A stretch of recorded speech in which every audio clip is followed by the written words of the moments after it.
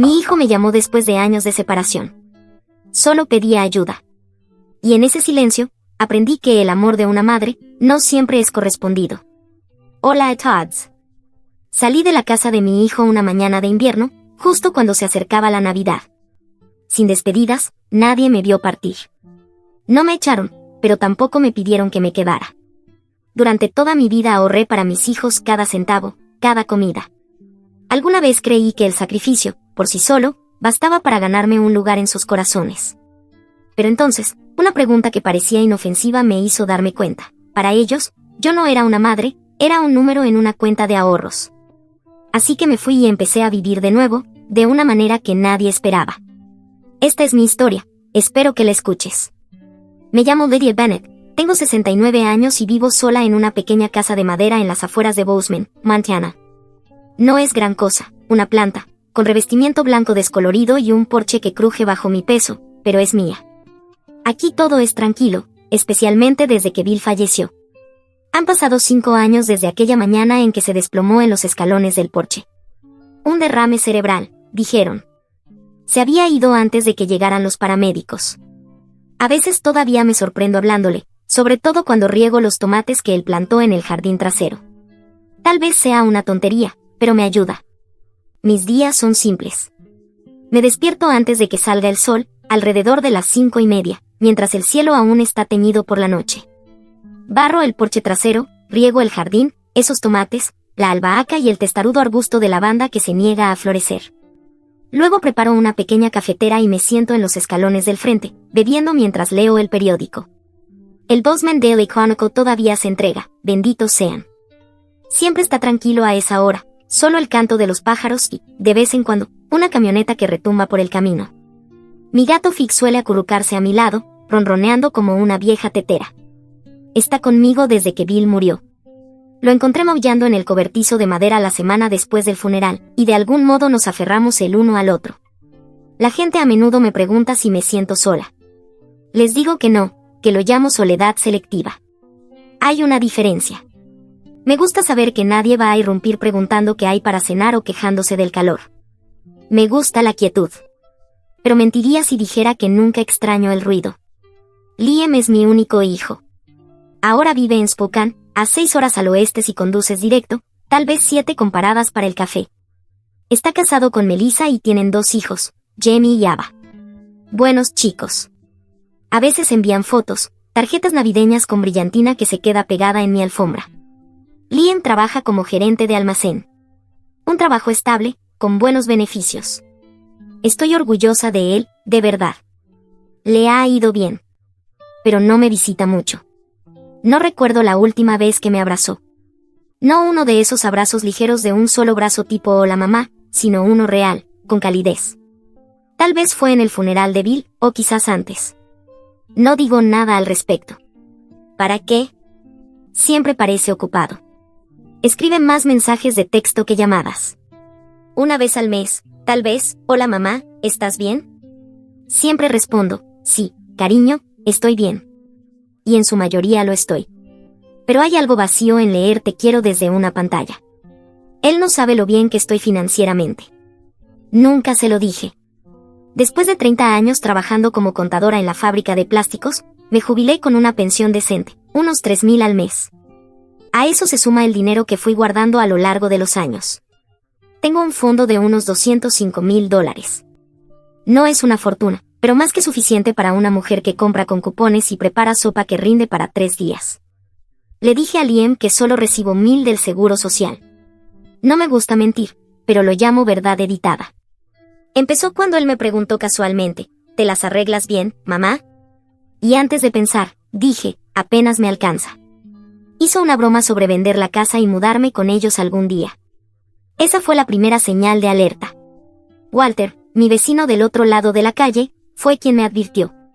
Ya estás jubilada, dijo, con ese maldito cigarro en la boca. Si tus hijos creen que tienes dinero, te lo van a pedir o empezarán a planear su vida en torno a él. Me reí entonces, pensé que solo era un cínico. Pero esa frase se me quedó grabada. Volvía cada vez que Liam preguntaba, ¿estás segura de que estás bien sola ya? Confío en mi hijo. Lo amo. Pero el amor no siempre viene con claridad. Lo he visto demasiadas veces. Amigos que firmaron préstamos por sus hijos, regalaron sus ahorros de jubilación para ayudar con el enganche de una casa, y terminaron comiendo sopa enlatada y partiendo pastillas para poder llegar a fin de mes. Eso no convierte a los hijos en malas personas, solo en personas inconscientes. No quiero que eso nos pase. No quiero que nuestro amor se ponga a prueba por una petición de dinero. Soy demasiado orgullosa para decir que no, y él demasiado desesperado para no pedirlo. A veces, en momentos callados, me pregunto si estoy siendo injusta. Tal vez debería confiar más en él. Si no puedo confiar en mi propio hijo, ¿en quién puedo confiar? Susurro para mí misma mientras doblo la ropa o revuelvo una olla de estofado. Pero entonces recuerdo a Marlene, que le dio $20,000 a su hijo para empezar un negocio que nunca empezó. O a Ellen, que se mudó con su hija y se convirtió en la niñera y cocinera no remunerada de la familia hasta que casi se rompió la cadera y tuvo que suplicar por dignidad. Así que sí, he guardado las cosas muy cerca del pecho. He planeado, he mantenido mi nombre en cada cuenta, en cada título. Pago mis cuentas a tiempo, nunca pido prestado, nunca pido nada. Hay poder en eso, quizá no del tipo ruidoso, pero sí una soberanía silenciosa que se ha vuelto más preciosa que cualquier llamada de cumpleaños o ramo en el Día de la Madre. Todavía cocino como si alguien fuera a venir, viejos hábitos. Algunas noches preparo estofado de carne y galletas, justo como le encantaba a Bill. Pongo 2 platos por instinto más que por esperanza. Cuando el estofado hierve en la casa y huele a laurel y tomillo, le hablo. ¿Te gustaría este lote?, le digo, y Fig maulla como si estuviera de acuerdo. En el armario guardo la vieja chaqueta de Bill. Está comida por las polillas y ya no huele a él, pero en las noches frías todavía me la envuelvo. Me siento junto a la ventana con una taza de manzanilla en la mano y pienso en los años que pasaron como un arroyo tras el deshielo. Éramos pobres, pero reíamos. Peleábamos, pero nos perdonábamos. Ese tipo de amor, ese amor constante y curtido, no se construye en días. Hay más consuelo en la memoria que en cualquier cuenta bancaria. Algunas noches, me siento en el porche hasta que el aire se vuelve azul del frío y miro las estrellas. Todavía creo en la familia. Creo en los hilos invisibles que nos unen. Que incluso si Liam no llama, no visita, alguna parte de él aún recuerda las canciones de cuna que le cantaba o cómo le curaba las rodillas raspadas. Pero a veces creer no es suficiente. Y no tenía ni idea, ninguna, de que una sola pregunta que él me haría unas semanas después desharía todo lo que creía entender sobre el amor, el dinero y ser madre. Fue una de esas tardes sofocantes de julio, cuando el aire se sentía demasiado denso para respirar y hasta las moscas se movían más lento. Acababa de arrodillarme junto al enrejado de judías verdes en el patio trasero, arrancando malas hierbas de la tierra seca, cuando oí el crujido familiar de neumáticos sobre grava. Por un momento pensé que era el cartero tomando un atajo otra vez, pero entonces lo vi, un SUV plateado entrando con cuidado en la entrada, levantando una nube de polvo que brillaba dorada al sol. Antes de que el coche se detuviera por completo, la puerta trasera se abrió de golpe y 2 pequeñas figuras salieron disparadas como frijoles de una lata. Ellie, de 8 años, con su coleta enredada rebotando detrás de ella, y Max, de 6, ya cubierto de migas de galleta y emoción. «Abuela, abuela», gritaron al unísono. Solté mis guantes en el escalón, me enjuagué rápidamente las manos bajo el grifo junto al porche y abrí los brazos justo a tiempo para atraparlos a ambos en un revoltijo de codos, rodillas y la dulzura pegajosa de la infancia. Mi corazón hizo ese aleteo otra vez, como un viejo pájaro recordando cómo volar. Solo escuchar la palabra abuela salir de sus bocas hizo que el calor, las rodillas doloridas, incluso el silencio de los últimos meses, todo se derritiera en algo suave. Unos momentos después, Liam y Melissa aparecieron. Él caminaba un paso adelante, sosteniendo la bolsa de pañales, aunque sus hijos ya hacía tiempo que no usaban pañales. Los labios de Melissa se curvaron en lo que podría haber sido una sonrisa, pero sus ojos recorrieron rápidamente el patio, el porche, el marco de la puerta descascarado, como evaluando algo. Liam dijo, «La casa se ve igual», como si no supiera si eso era bueno o malo. No me importó. Mi hijo, mis nietos bajo mi techo, aunque solo fuera para almorzar, habría barrido el camino con mis propias manos y eso significaba mantenerlos allí un poco más. En la cocina me moví como no lo había hecho en años. La estufa se quejaba, el grifo corría sin parar, el pequeño ventilador oscilante en la esquina jadeaba y giraba. Hice estofado de carne con zanahorias, justo como Melissa dijo una vez que le gustaba. Ensalada de pollo fría con uvas y apio picado porque hacía demasiado calor para otra cosa. Y cobbler de durazno, el favorito de Ellie, si todavía lo recordaba. El horno convirtió la cocina en una sauna, el sudor bajaba por mi espalda y empapaba el dobladillo de algodón de mi blusa, pero no me importaba. Que se sientan en casa, me susurré mientras servía el estofado en los tazones azules que había guardado para ocasiones especiales. Nos sentamos alrededor de la vieja mesa de roble junto a la ventana, la que Bill y yo compramos de segunda mano nuestro primer invierno aquí. La brisa entraba por las mallas, haciendo ondear las servilletas y ablandando la mantequilla. Observé a Max aplastar sus papas en forma de colina y a Ellie recitar los nombres de todos los caballos de su campamento de equitación. Les rellené los vasos de té helado y dejé que el sonido de sus charlas difuminara los años entre ahora y la última vez que estuvimos todos juntos así. Luego, justo cuando cortaba una segunda porción de cobbler para Ellie, Liam dejó su tenedor y preguntó, «Entonces, mamá, ¿cuánto recibes del seguro social estos días?» Su voz era casual, ligera, como alguien que pregunta por el clima o si todavía cultivo pepinos. Me congelé. Mi cuchara quedó suspendida en el aire. No fue la pregunta en sí, sino la forma en que la hizo. No con curiosidad, sino con cálculo. Sentí el cambio en la habitación, como un hilo que se rompe silenciosamente dentro de mi pecho. Sonreí, reflejo, defensa. Oh, no mucho, dije, un poco más de 1000, lo justo para comida y luz. Liam asintió, bajando la mirada. Melissa no dijo nada, pero vi la mirada que le lanzó a él, rápida, aguda, y luego se desvaneció. Y en ese pequeño gesto, algo se cristalizó para mí, la inquietud que había dejado de lado cuando llegaron, la tensión que sentí en los ojos de Melissa, el silencio de Liam, todo era real. Y ahora estaba allí, espeso entre nosotros y el cobbler de durazno. Cambié de tema rápidamente. Hablamos de cómo finalmente los tomates estaban madurando, de cómo las ardillas habían comenzado a robar hojas de albahaca de nuevo. Le pregunté a Liam sobre el almacén, si todavía les faltaba personal. Respondió con oraciones cortas, apenas levantando los ojos del plato. Melissa intervenía de vez en cuando, educada y medida. Los niños, afortunadamente, seguían felices e ignorantes, discutiendo sobre quién se llevaba la porción más grande de helado. Pero para mí, algo había cambiado. La luz cálida que había imaginado quemándose entre nosotros comenzó a apagarse.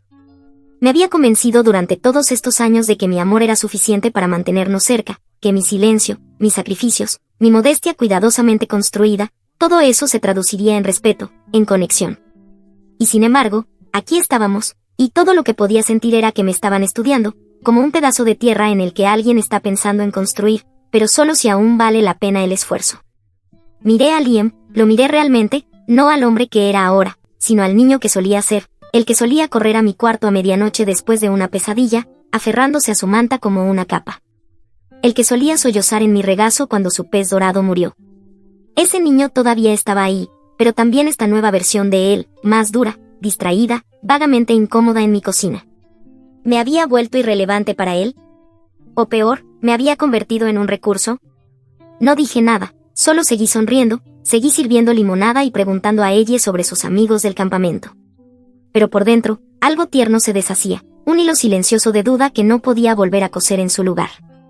Tal vez Walter había tenido razón todo el tiempo, o tal vez era demasiado pronto para saberlo.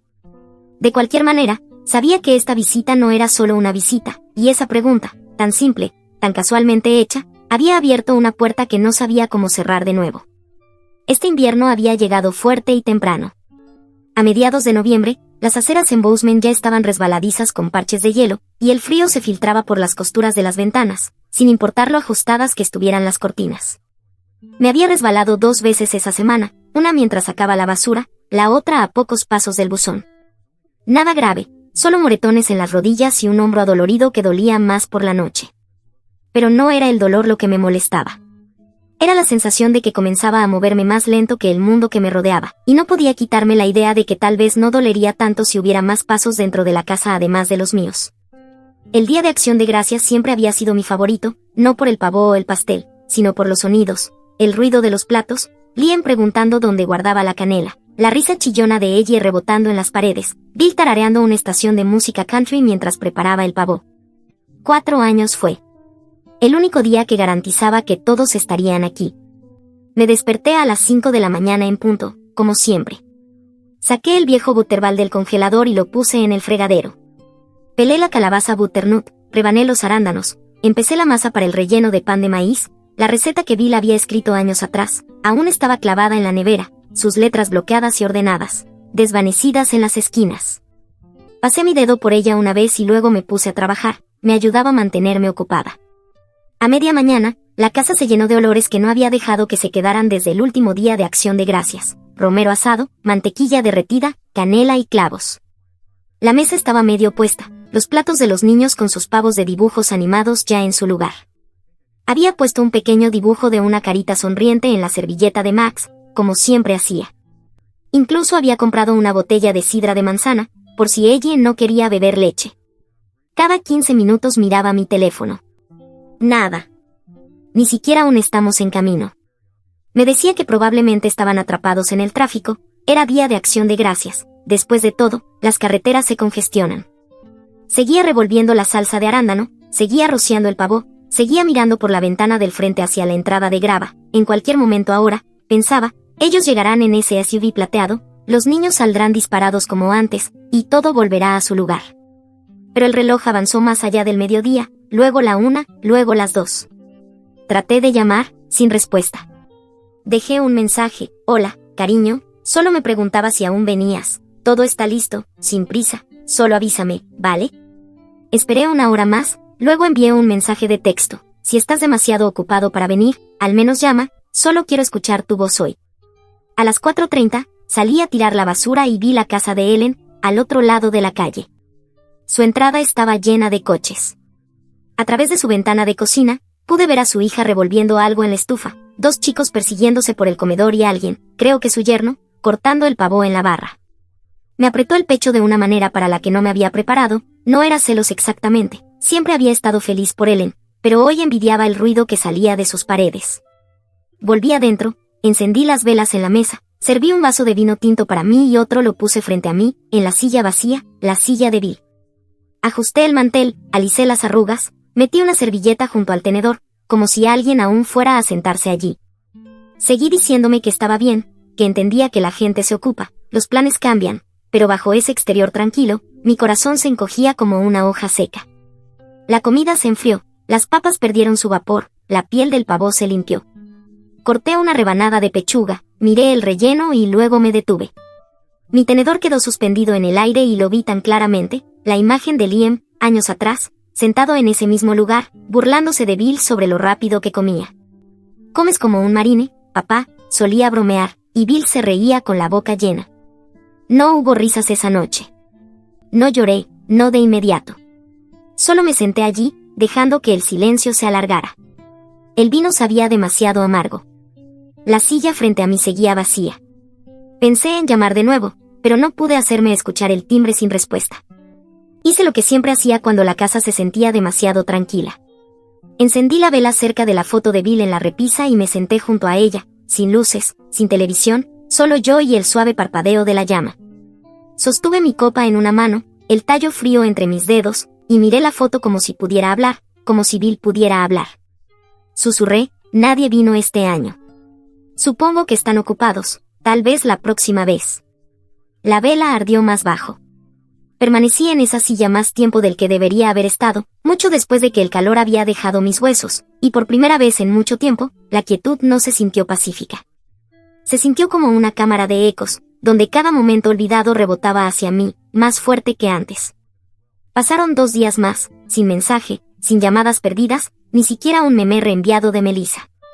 El sábado por la mañana preparé el café como siempre lo hacía, 2 cucharadas, una pizca de canela y crema. Revolví en sentido contrario a las agujas del reloj.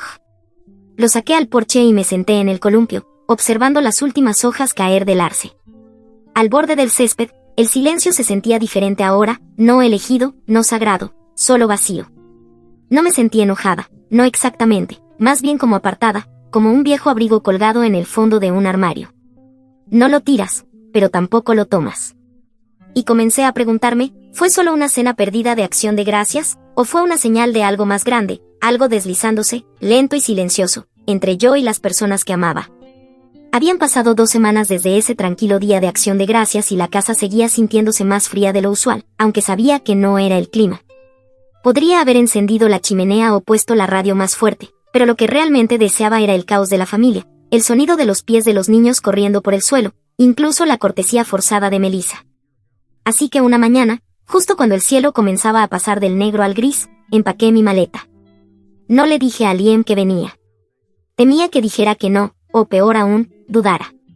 Hay algo en la duda de tu propio hijo que corta más profundo que un rechazo directo. Así que decidí sorprenderlos, tal vez un poco imprudente para una mujer de mi edad, pero a veces, cuando el corazón duele, haces cosas solo para probarte a ti misma que aún importas. Llené una pequeña canasta con regalos, 2 frascos de mermelada de fresa casera, aún tibia del último lote, una lata de galletas de mantequilla en forma de árboles, y algunos juguetes simples que pensé que les gustarían a los niños. Incluso compré un pequeño tren de cuerda para Max y un libro de rompecabezas para Ellie. Los metí todos con mucho cuidado, imaginando las caras que pondrían. No volé, siempre odié los aviones, demasiado ruidosos, demasiado rápidos, demasiado brillantes. No confío en los lugares donde todos sonríen, demasiado grandes y donde las rodillas tocan a extraños. Así que tomé el autobús, 8 horas, por carreteras cubiertas de nieve y paradas de descanso, con café amargo y baños fríos. Me senté junto a una joven que se dirigía a Minneapolis a buscar trabajo. Su nombre era Jamie, era educada, me preguntó sobre mi tejido y me contó que su madre había muerto años atrás, que su padre bebía demasiado. Yo no dije mucho en respuesta, solo sonreí y escuché, pero me sentí extrañamente reconfortada por su presencia. Éramos 2 mujeres tratando de llegar a algún lugar mejor, aunque por razones diferentes. Cuando llegamos a la ciudad, mi espalda gritaba, cada articulación rígida por las horas en el asiento de vinil. Pero cuando vi a Ellie y Max corriendo por el pasillo hacia la terminal de autobuses, sus brazos extendidos, gritando «abuela», todo valió la pena. Dejé mi maleta, me arrodillé sobre el concreto y los abracé a ambos, como si no hubiera respirado correctamente en meses. Melissa salió después, parecía sorprendida, casi desconcertada. «Oh, no dijiste que venías», dijo, mientras se pasaba un mechón de cabello detrás de la oreja. Sonreí, restando importancia al asunto. Mandé un mensaje, tal vez estabas ocupada y no lo viste. Ella asintió rápidamente. Oh, entra, hace frío. Tenían una casa pequeña en un vecindario tranquilo, el tipo con árboles espaciados uniformemente y demasiados botes de reciclaje. Por dentro olía débilmente a lavanda, a spray limpiador y algo sintético, como plástico y cera de soja. Les repartí los regalos a los niños, chillaron con las galletas. Ella abrazó el libro de rompecabezas como si fuera un tesoro. Me dije a mí misma, eso era suficiente, que su alegría sería también la mía. Melissa me llevó a una habitación pequeña junto al armario de lavandería. El aire estaba húmedo y el calefactor no alcanzaba bien las esquinas, pero había una cama y una ventana, y le dije que era perfecto. Me gusta un poco de frío, dije con una sonrisa. Es bueno para los huesos. Esa noche, Liam no llegó hasta después de oscurecer. Melissa había llamado antes, dijo que se retrasaba. Cuando finalmente entró, apenas miró en mi dirección. «Hola, mamá», murmuró, ya quitándose los zapatos y dirigiéndose hacia las escaleras. Me quedé allí, en la cocina, con el trapo de cocina en la mano, congelada. No lo había visto en meses y lo único que recibí fue un asentimiento.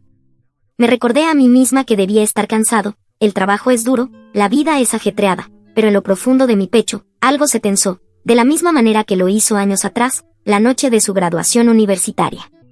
Me había dicho que no fuera, que estaría lleno, que sería difícil encontrar estacionamiento y, sinceramente, mamá, no conocerás a nadie allí, pero fui de todos modos. Me senté en la parte de atrás, aferrándome a mi bolso, mirándolo caminar por el escenario, con lágrimas corriendo por mi rostro. Nunca le dije que fui, no quería avergonzarlo, pero nunca había estado más orgullosa. Los siguientes días me mantuve ocupada. Cociné comidas que pensé que le gustarían, pastel de carne como cuando era pequeño, sopa cremosa de papa, zanahorias asadas con ajo y tomillo. Hice lo que siempre hacía cuando la casa se sentía demasiado tranquila. Doblé la ropa, barrí el porche trasero, ayudé a ella con su tarea. La casa nunca se sintió como mía, pero traté de ser útil de todos modos. Cada tarde, Melissa traía comida para llevar. Liam comía en silencio en la barra, deslizando el dedo por su teléfono. Traté de preguntar sobre su trabajo, sobre cómo los gestionaban, pero las respuestas eran cortas, educadas, vacías. No es que fueran crueles, era algo peor, era como si yo fuera invisible. Una noche hice estofado de frijoles negros con jamón ahumado, el favorito de Liam cuando tenía 7 años. Pasé horas cocinándolo a fuego lento, justo como a él le gustaba, e incluso espolvoreé un poco de cilantro fresco por encima, tal como solía hacerlo Bill. Puse la mesa con servilletas de tela, encendí una vela, intenté crear algo cálido. Liam entró, sacó una ensalada del refrigerador, y Melissa lo siguió con 2 aguas con gas y dijo, no de forma cruel, pero tampoco cálida, huele genial, mamá, pero estamos comiendo más liviano estos días, ya sabes, cosas más limpias. Asentí, sonriendo, por supuesto, lo entiendo. Recogí mi tazón, lo llevé al fregadero y me quedé allí, lavando los platos mientras ellos comían su col rizada y tofu en la otra habitación. No lloré, no en voz alta, pero por dentro algo pequeño se plegó sobre sí mismo. No se trataba de la comida, se trataba de lo que significaba intentar alimentar a alguien desde el corazón solo para darme cuenta de que habían perdido el gusto por lo que tengo para dar. Los días se mezclaron entre sí, como el goteo lento de un grifo que uno aprende a ignorar. Traté de seguir siendo útil. Me dije a mí misma que Liam debía notar las pequeñas cosas, el desayuno, la ropa, cómo doblaba los calcetines de los niños en pares ordenados, como solía hacerlo cuando era pequeño. Tal vez él simplemente no decía nada todavía, tal vez me abrazaría antes de que me fuera.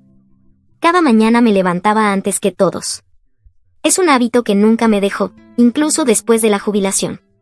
Preparaba una cafetera fresca, cortaba el pan de masa madre que traía de casa, lo tostaba y ponía algunas mermeladas caseras, albaricoque, fresa, el tipo que Melissa dijo una vez que le recordaba a su abuela. Pero la cocina seguía en silencio. Liam pasaba rápidamente con un vaso de viaje, murmurando, estamos acostumbrados al Starbucks ahora, mamá. Melissa levantaba la vista de su teléfono, ofrecía un agradecimiento educado y corría al garaje sin probar ni un bocado. A las 9 de la mañana la casa se vaciaba. Caminaba de puntillas, como si estuviera en la casa de otra persona, sin querer molestar ni una sola cosa. Encendía la televisión en bajo, casi un susurro, solo para escuchar una voz distinta a mis propios pensamientos. La mayoría de los días veía repeticiones viejas de programas de cocina o informes del clima, no porque me importara el pronóstico en Minnesota, sino porque las voces eran amigables. Limpiaba las encimeras que ya estaban limpias, barría el piso 2 veces, doblaba las mantas que no se habían movido. Era extraño estar en una casa llena de gente y, sin embargo, sentirme más sola que en mi cabaña en Bozeman. Al menos allí tenía el viento, los pájaros en mi jardín con los que hablar. Las noches eran más difíciles. La pequeña habitación para huéspedes al lado del área de lavandería estaba más fría de lo que dejaba ver. El zumbido de la secadora al lado, a veces, me despertaba. Me tumbaba en la oscuridad, escuchando los sonidos distantes del tráfico de la autopista, un rugido bajo y constante, nada como las noches quietas de casa, donde solo el ulular de un búho o el arrastre de los mapaches podría despertarte. Extrañaba el sonido de las gallinas cacareando por la mañana, el crujido de los escalones de mi porche trasero y la forma en que Bill solía golpear la puerta del gabinete con los nudillos cuando se levantaba en la noche a beber un vaso de agua. Incluso extrañaba cómo los tablones del piso crujían bajo mis zapatillas. Vivir en la ciudad tenía sus comodidades, claro, pero para alguien como yo, que no pertenecía a ninguna rutina aquí, era una especie de exilio. Estaba rodeada de velocidad y propósito, pero me movía demasiado lentamente para ninguno de los dos. Y luego llegó el momento que sabía, en algún lugar silencioso dentro de mí, que tenía que suceder. Una noche, después de la cena, comida para llevar otra vez, esta vez comida tailandesa, Melissa dejó su vaso y dijo con una sonrisa suave, este sábado tenemos planes con unos amigos del trabajo, algo así como un retiro de fin de semana al norte, solo para parejas. No me miró directamente. Liam estaba ocupado despegando la etiqueta de su botella de cerveza. Asentí lentamente. Ella añadió, apuesto a que ya empiezas a extrañar Bozeman, ¿no? Tus plantas, tu pequeño porche. Mis labios formaron una sonrisa antes de que mi corazón pudiera ponerse al día. Sí, las orquídeas deben estar sedientas ya. Y eso fue todo. No había ira en su voz, ni acusación, pero sus palabras trazaron una línea clara en la arena, tan suave como el polvo de azúcar en una encimera. Ya no era parte del ritmo aquí. Mi visita se había convertido en una pausa en sus vidas, una que ahora necesitaba terminar. Esa noche empaqué mis cosas en silencio. No lloré. Hay una dignidad en saber cuándo irse. Doblé los dibujos de los niños y los guardé en mi bolso. Alicé las sábanas en la cama estrecha y me fui, dejando el frasco de mermelada sobre la mesa de la cocina con una nota para ella y Max, con todo mi amor. A veces los momentos más desgarradores no son ruidosos. Vienen vestidos de frases educadas, pronunciadas sobre platos y sonrisas a medias.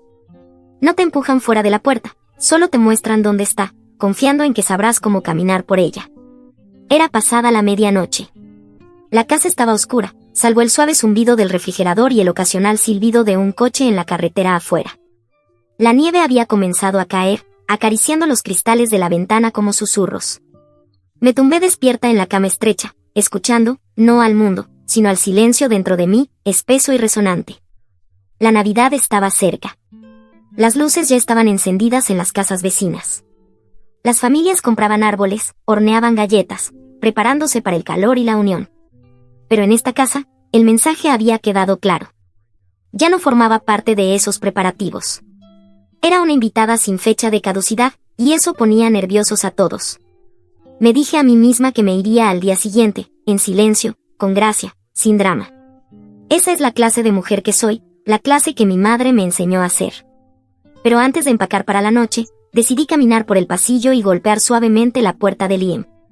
No estaba segura de por qué, tal vez un adiós, tal vez un último intento de conectarme. Solo llegué hasta el umbral. La puerta estaba ligeramente entreabierta, y las voces dentro eran suaves y serias.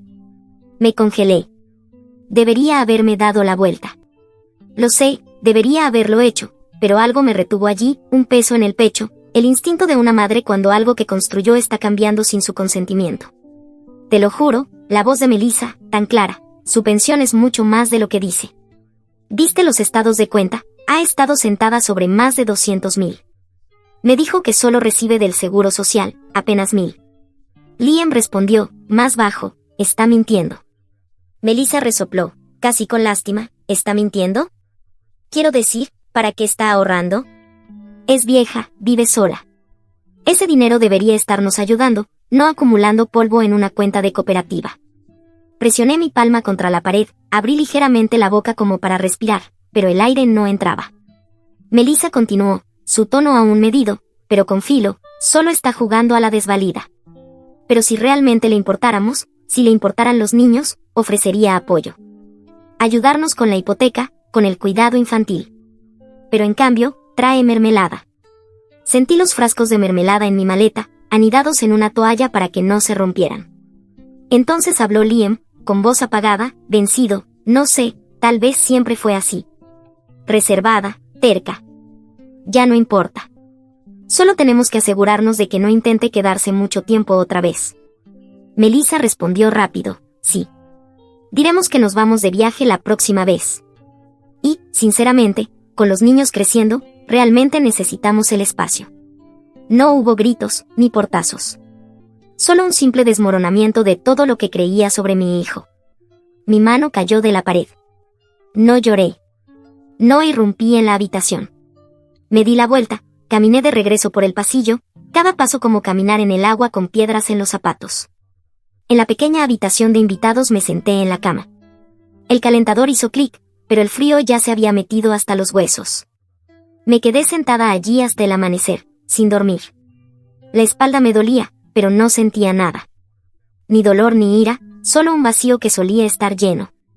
Al amanecer, me puse el abrigo y cerré la maleta. Escribí una nota en el reverso de un recibo de supermercado y la dejé en la mesa de la cocina, volviendo a Bozeman. Gracias por dejarme quedarme. Los niños son encantadores. Los quiero mucho. Sin puntuación, sin amargura. Solo respiración contenida y tinta. No llamé a ninguna puerta. No quería ver sus ojos. La estación de autobuses no quedaba lejos. Pagué en efectivo, me senté en la última fila. El asiento estaba frío contra mi espalda. Ajusté más el pañuelo y apreté mi vieja bolsa de lona, la misma que llevaba desde mi primer viaje a Spokane hace más de 30 años. A través de la ventana, las luces navideñas se difuminaban en colores borrosos. La nieve se pegaba a los limpiaparabrisas.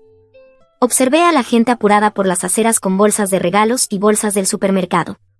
Vi a una niña ayudar a su abuela a subir a un taxi, ajustándole una bufanda alrededor del cuello.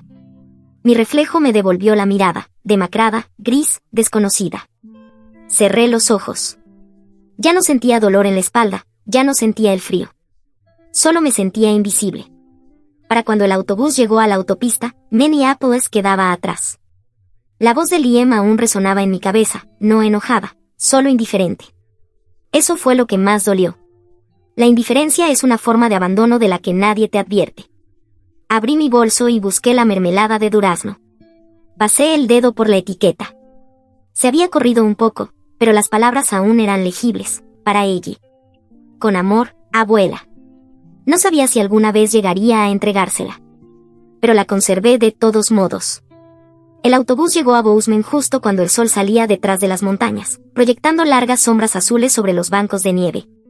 Bajé a la acera, apretando mi gastada bolsa de lona más fuerte de lo que pretendía.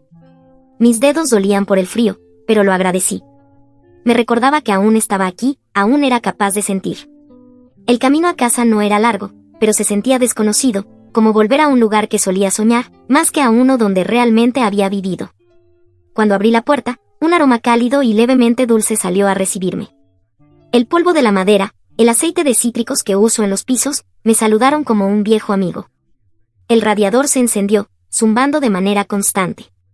La foto de Bill y yo, tomada durante nuestro viaje de aniversario 25 al Parque Nacional Glacier, aún estaba sobre la repisa, cerca del televisor. Dejé la maleta, pero no la deshice. La maleta podía esperar. Todo podía esperar. Me quedé de pie en el centro de la habitación, dejando que el silencio me envolviera. La orquídea junto a la ventana había florecido, sus suaves pétalos morados extendiéndose delicadamente hacia la luz. No esperaba eso. Realmente, no esperaba nada. Pero la vista trajo algo cálido a la superficie. No era alegría, no todavía. Pero algo cercano al reconocimiento.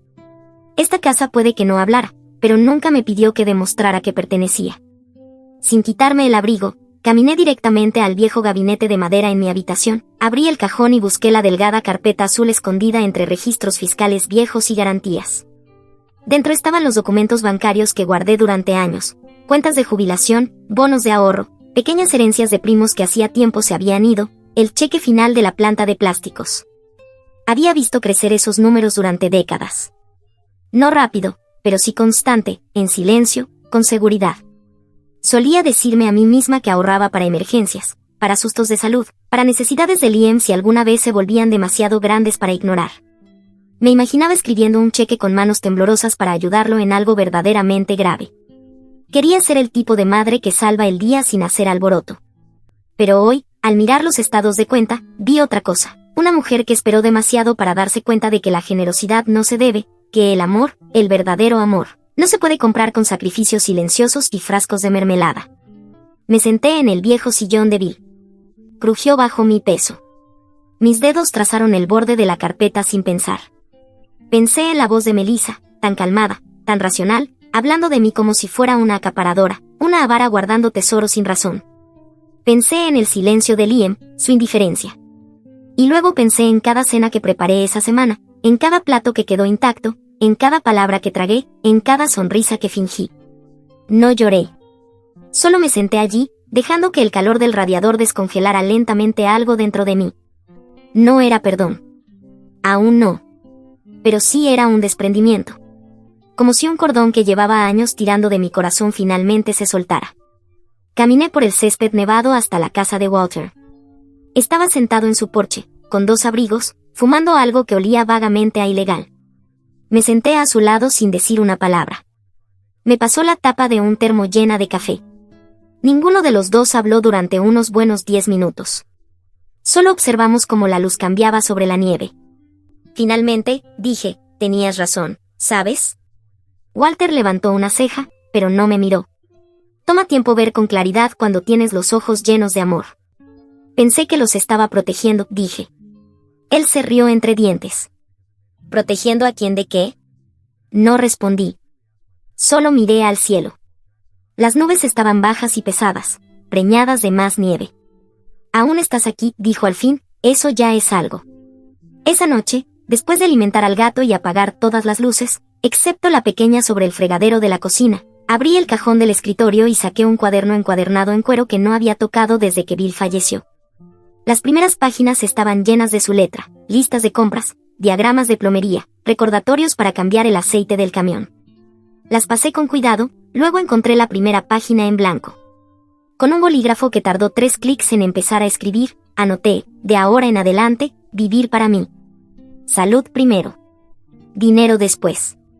El resto, para las personas que nunca me han hecho sentir pequeña. Me temblaban un poco las manos al escribirlo, pero no me detuve. Subrayé la última línea, luego cerré el cuaderno y lo coloqué junto a la radio, donde Bill solía guardarlo. Supuse que no le importaría que le tomara el lugar. No me sentía triunfante. No hubo una música cinematográfica de fondo, ni una lágrima dramática cayendo sobre la página. Solo un suspiro. Un largo, silencioso y completo suspiro. No me había dado cuenta de lo superficialmente que había estado respirando estas últimas semanas. A la mañana siguiente me desperté antes de que sonara la alarma, aunque no había puesto una.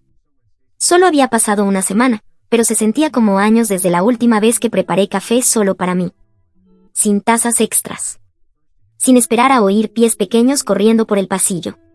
Solo yo, el silencio y el olor a café recién molido.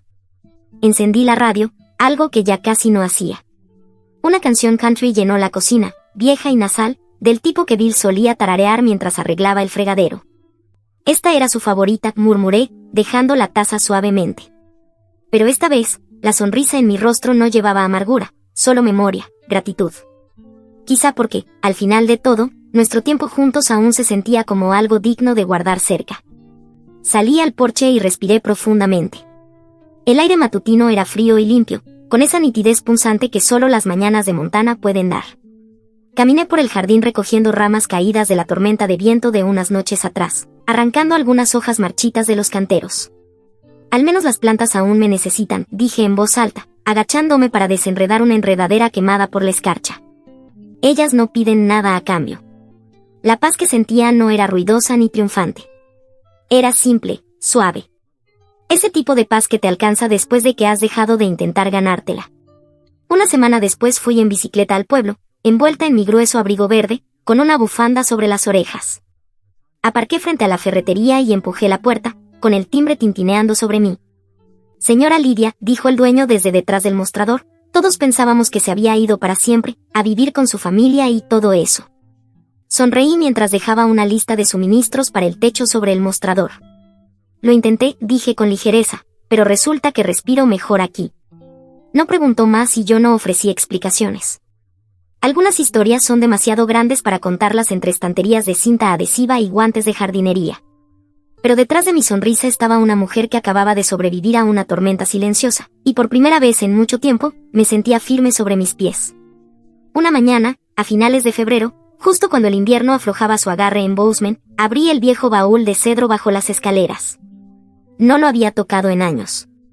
Las bisagras chirriaron como un viejo amigo susurrando secretos mientras levantaba la tapa. Dentro, todo estaba tal como lo recordaba, un pañuelo bordado con flores silvestres, un manojo de cartas que Bill me escribió en nuestros primeros años, el álbum familiar ya amarillento en los bordes, y un paquete grueso atado con una banda elástica, los registros bancarios, notas de ahorro y detalles de la pensión, que sumaban poco más de $205,000. Llevé todo a la mesa de la cocina. La luz del sol de la mañana se filtraba por las cortinas y caía sobre las páginas desgastadas y las fotos descoloridas, derramando un resplandor cálido sobre décadas de recuerdos. Me senté en silencio, no con pesar ni tristeza, sino con una sensación tranquila de claridad. Por primera vez, sabía exactamente lo que debía hacer. Esa misma tarde caminé 5 cuadras hasta una pequeña oficina legal que había pasado 100 veces pero nunca había entrado. Olía suavemente a aceite de limón y papel. La recepcionista sonrió con más calidez que cualquiera en la casa de mi hijo en meses. Me senté frente al abogado, un hombre más joven que Liam pero con los mismos ojos cautelosos, y comencé. La primera página decía, yo, Lydia Margaret Hill, residente de Bozeman, Montana, declaro que este es mi último testamento y voluntad. Estoy en pleno uso de mis facultades mentales y físicas. Expliqué todo con claridad.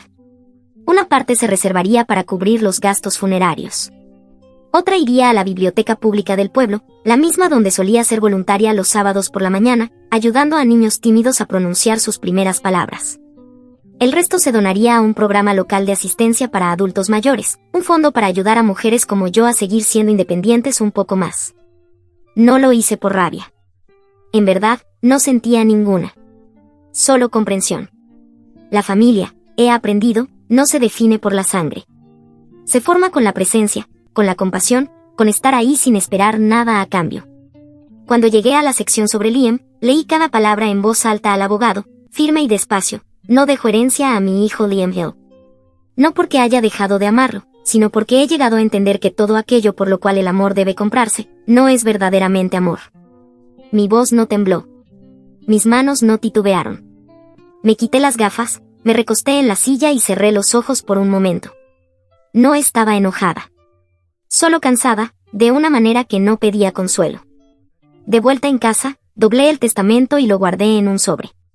Guardé el testamento en el cajón debajo de la foto de la boda que había estado colgada en la pared durante 40 años.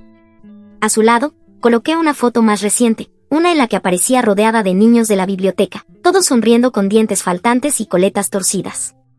Se veía bien ponerlas juntas, una vida que viví con devoción y la otra, un nuevo tipo de amor que descubrí tarde pero con sinceridad. A la mañana siguiente, después de la iglesia, él encaminó a mi lado por las escaleras. Le conté suavemente sobre el testamento. Sus ojos se agrandaron detrás de sus gruesas gafas.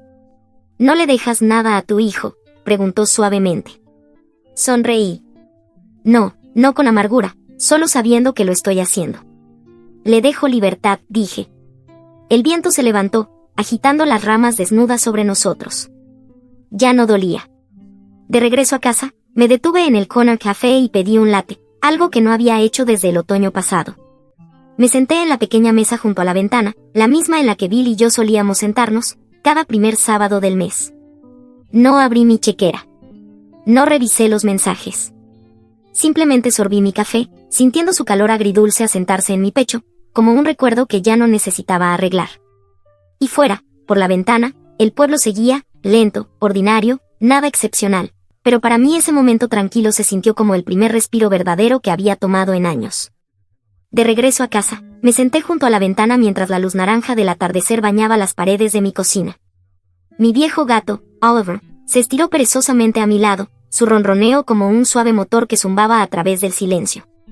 Alcé la mano y le acaricié las orejas suavemente, mi mano moviéndose lenta, pensativa. He vivido lo suficiente para entender, dije en voz alta, no a nadie en particular, nadie te debe la felicidad, excepto a ti misma. No había tristeza en mi voz, ni amargura en cómo lo dije, solo una tranquila verdad que finalmente había llegado a aceptar. La gente del pueblo comenzó a notar un cambio en mí. No de inmediato, pero poco a poco, como la primavera que se filtra, incluso cuando aún hay escarcha en el suelo. Ya no era la misma mujer que antes mantenía la mirada baja en la tienda, temerosa de encontrar lástima en la mirada de otra persona. Ahora caminaba más, tomaba rutas más largas solo para respirar más profundo. Asentía a la gente que pasaba, iniciaba conversaciones que antes nunca hubiera tenido. Me inscribí en la clase de meditación para adultos mayores en el centro comunitario, una sala con pisos crujientes y 2 luces brillantes, pero llena de personas que, como yo, estaban aprendiendo a quedarse quietas y escuchar su respiración sin dejar que el pasado las devorara por completo. No era buena en eso. Mis rodillas dolían y mis pensamientos vagaban, pero fui cada martes y viernes. La biblioteca me vio más también, ya no como voluntaria, sino solo como alguien que necesitaba un lugar tranquilo para leer y recordar quién solía ser. Las bibliotecarias me conocían por mi nombre otra vez. Un jueves por la mañana, una joven enfermera del centro de salud del condado pasó para revisarme la presión arterial. Era alegre y habladora, probablemente no más de 25 años, con un gafete que decía Kelly y una trenza a mitad de su espalda. Mientras me ponía el mandito alrededor del brazo, sonrió y dijo, «Apuesto a que tus hijos te visitan mucho, ¿verdad?» No me sobresalté. No ofrecí explicaciones ni respuestas cuidadosamente ensayadas. Solo sonreí de vuelta, suave y constante. No, dije simplemente. Pero está bien, tengo a mí misma, y eso es suficiente. Ella hizo una pausa, viéndose un poco insegura sobre qué decir, pero luego asintió. Creo que entendió más de lo que dejó ver. 3 meses después, cuando el año nuevo había comenzado, la nieve ya se había derretido en su mayoría. El camino hacia el pueblo ya no estaba resbaladizo, y las ramas de mi jardín habían comenzado a insinuar nueva vida. La primavera se acercaba, lo sentía en la tierra, en la luz, incluso en mis articulaciones que dolían un poco menos cada mañana. Y entonces sonó el teléfono. Era Liam. Su voz, al principio, era más suave de lo que recordaba. «Hola, mamá», dijo con ese tono cálido y cauteloso que no usaba desde hacía años. «He estado queriendo llamarte. Las cosas se han complicado». Me quedé en silencio, dejándole tiempo para organizar sus pensamientos. Después de una pausa, continuó.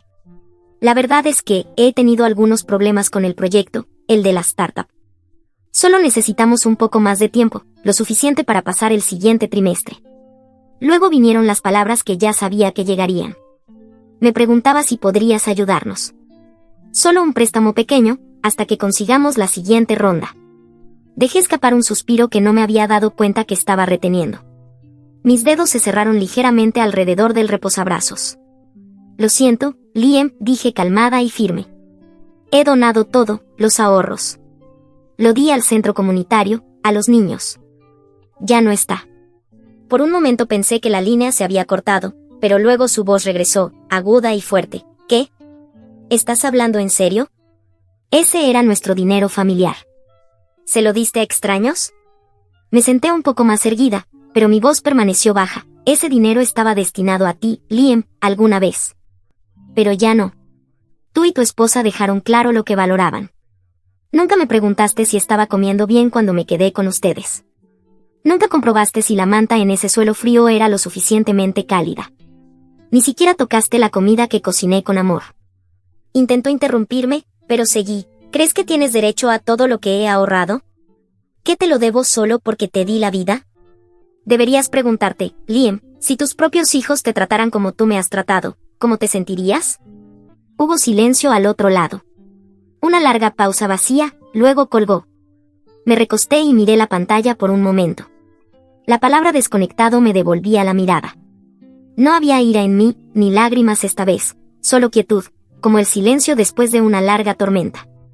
Esa noche, abrí mis antiguos mensajes, docenas de ellos, una vez la línea de vida de mis noches solitarias, brillando en la pantalla. Lo siento, mamá, llamaré la próxima semana, no puedo hablar ahora. Estoy ocupado con los niños. Te extraño. Prometo que vendré pronto. Los leí todos, uno por uno, como si me estuviera despidiendo. Luego, uno por uno, eliminé cada hilo. Ya no necesitaba estos fantasmas de afecto que nunca llegaron. La siguiente semana comencé a hacer voluntariado en el centro comunitario, ayudando con el programa de lectura para niños. Barrí pisos, limpié pequeñas narices, leí libros en voz alta con voces divertidas. La coordinadora del centro, una mujer amable llamada Marcie, me miró con los ojos muy abiertos una tarde. «Estás de pie por horas, ¿cómo tienes tanta energía?» Sonreí, limpiándome las manos con el delantal. Mientras tenga aliento en mí, quiero usarlo para amar a alguien que no me haga daño por ello. Ella asintió, pero no respondió. Sus ojos sí lo hicieron. Fue la primera vez en décadas que me sentí llena. No de comida, ni de orgullo, ni de aprobación, sino de significado. Una fría mañana de abril, saqué la caja de madera de debajo de la cama, esa que no había tocado en años. La coloqué sobre la mesa de la cocina y la abrí con cuidado. Dentro estaban los últimos vestigios de una vida largamente vivida, una vieja fotografía de Bill, una margarita prensada de nuestro aniversario, mi primer par de gafas, algunas tarjetas de Liam cuando era pequeño. Encendí una vela al lado. La llama parpadeaba en un dorado suave sobre la veta de la madera. Bill, susurré, creo que lo he hecho bien. Ya no estoy enojada, solo cansada de esperar a personas que no vendrán.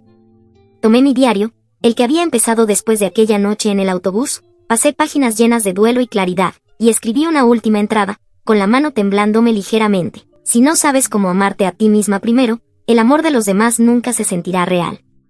Hoy me elijo a mí. Cerré el cuaderno, lo guardé de nuevo en el cajón y fui a prepararte afuera. El sol se alzaba detrás de los árboles desnudos, proyectando largas sombras sobre el porche. Salí envuelta en mi grueso cardigan, sosteniendo una taza tibia entre las manos. Oliver, el gato callejero que había adoptado, saltó al banco y se acurrucó a mi lado. No dije nada. Solo me senté, escuchando el suave murmullo del mundo despertando. Y entonces los vi. Un coche entrando en la entrada de grava. Liam bajó primero, con el cabello un poco más largo, el rostro demacrado pero más suave de lo que recordaba. Detrás de él, mis dos nietos saltaron con mejillas rojas y gorros de lana. Saludaron con la mano. Yo no me moví. Aún no sonreí. Esperé. Liam se acercó lentamente, con los ojos fijos en los míos, no llenos de exigencia ni culpa, sino de algo más silencioso. Tal vez arrepentimiento. Tal vez comprensión. Hola, mamá, dijo, con voz baja. Asentí, aún sosteniendo mi té. Sentí que Oliver se removía a mi lado, pero permanecí quieta. Ya no éramos madre e hijo aferrados a viejos papeles. Éramos solo dos personas aprendiendo lo que el amor significa otra vez. O tal vez por primera vez. Historia 2. Creía que tenía la familia perfecta. Pero mi hijo grabó por accidente a su madre conspirando con nuestra póliza de seguro de vida. Hola a todos. El viento de octubre sacudía las ventanas de la casa de los Callahan mientras Tony aparcaba su maltrecha camioneta Ford en la entrada. Se había quedado tarde otra vez en la escuela, calificando exámenes para sus alumnos de historia avanzada. La luz del porche estaba encendida, pero algo se sentía mal. No obviamente mal, solo desequilibrado, como un cuadro colgado torcido en la pared. Tony tomó su desgastado bolso de cuero del asiento del pasajero y caminó hacia la puerta principal. Desde dentro, podía oír la televisión encendida en el piso de arriba. Norma debía de estar en su oficina, trabajando en otro de sus proyectos de consultoría. Últimamente había estado haciendo más de esos, pasando horas encerrada con su computadora y llamadas telefónicas que se detenían cada vez que él entraba en la habitación. Papá, la voz vino desde la cocina, apenas más fuerte que un susurro. Tony encontró a su hijo de 11 años sentado en la barra del desayuno, con la tarea esparcida sobre la superficie de granito, pero claramente abandonada. El rostro de Brand estaba pálido, sus ojos oscuros abiertos de par en par con una expresión que Tony reconoció de sus años en inteligencia de la Marina. Era la mirada que tenían los soldados cuando presenciaban algo que cambiaba su comprensión del mundo. ¿Qué pasa, campeón? Tony dejó su bolso y estudió el rostro de su hijo. Pareces haber visto un fantasma. Las manos de Brand temblaban mientras sacaba su teléfono de la mochila. La pantalla ya brillaba con una aplicación de grabación de voz. La marca de tiempo mostraba que la grabación se había hecho hacía 47 minutos. Escuché a mamá hablando, susurró Brand, mirando hacia las escaleras. Estaba en su oficina y la puerta estaba entreabierta. Solo iba al baño, pero la oí decir algo raro. La mandíbula de Tony se tensó. Años de entrenamiento militar le habían enseñado a confiar en sus instintos y cada uno de ellos ahora le gritaba peligro. ¿Qué tipo de raro?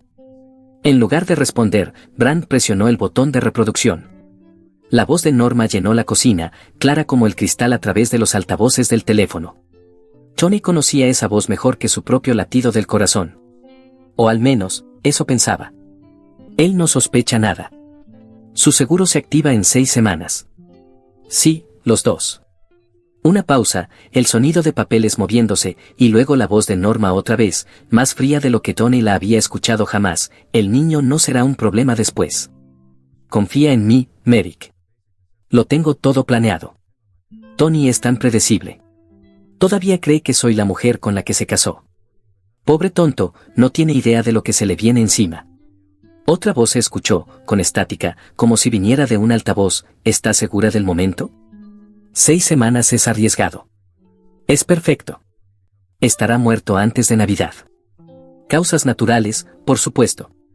Ese camino de montaña puede ser tan peligroso en invierno, el clima, y el niño, suicidio inducido por el duelo 2 semanas después.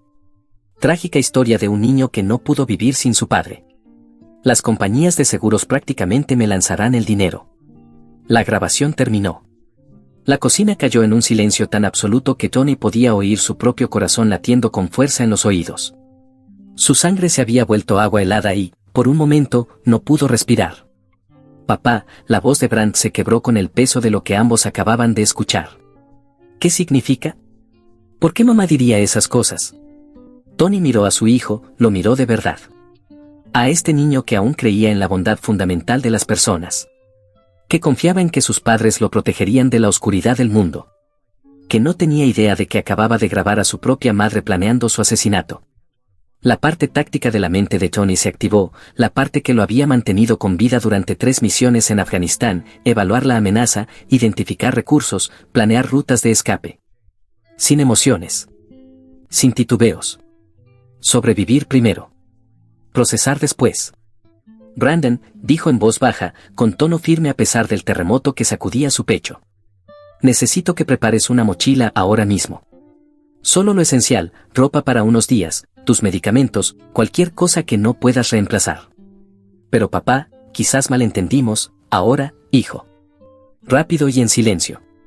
Los ojos de Brand se abrieron de par en par, pero asintió y se bajó del taburete. Tony escuchó el sonido de los pequeños pies subiendo corriendo las escaleras, luego sacó su propio teléfono. Reenvió la grabación a 3 cuentas de correo distintas, luego la subió a un servidor en la nube seguro que West le había configurado hacía años.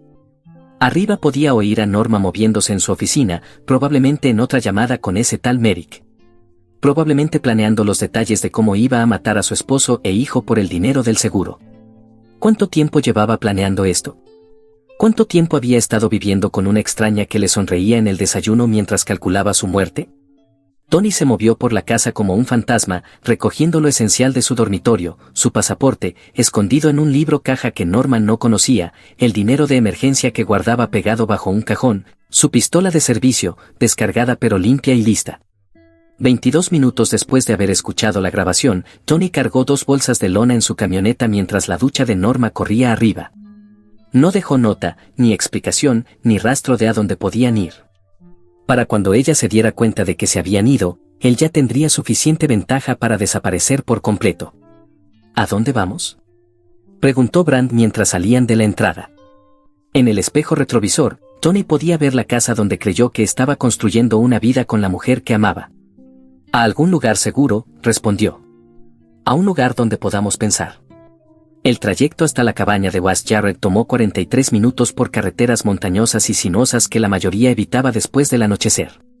Tony había hecho ese camino docenas de veces a lo largo de los años, generalmente para cazar o cuando necesitaba despejarse tras días particularmente duros en la escuela. Ahora huía por su vida y la de su hijo. De la mujer. La mujer que había compartido su cama durante 12 años. En el lugar de Bess, una cabaña situada en un hueco donde las torres de telefonía no alcanzaban y el vecino más cercano estaba a casi 5 kilómetros, atravesando un espeso bosque. La cabaña en sí parecía modesta desde afuera, con revestimiento desgastado, una chimenea de piedra y ventanas que reflejaban los faros como ojos vigilantes. Wes abrió la puerta principal antes de que Tony pudiera tocar. Medía 1,90 m, con el físico del linebacker que tuvo en la universidad, cabello encanecido y unos ojos azules pálidos que no se perdían nada. Le bastó una mirada al rostro de Tony para hacerse a un lado sin decir una palabra. ¿Cuánto tiempo necesitas?, preguntó Wes mientras Tony entraba con las bolsas. No lo sé todavía, respondió Tony, observando cómo Brand exploraba la sala principal de la cabaña, mirando la caja fuerte para armas, los mapas tácticos en las paredes y el equipo de comunicación que definitivamente no era material estándar para civiles. Necesito usar tu conexión segura, en el sótano. El niño puede quedarse en la habitación de invitados, arriba.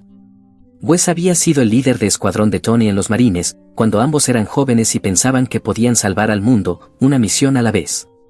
Se habían salvado mutuamente de más tiroteos de los que Tony quería contar, compartido agua cuando no había suficiente, confiado secretos que podrían haber acabado con carreras o iniciado guerras.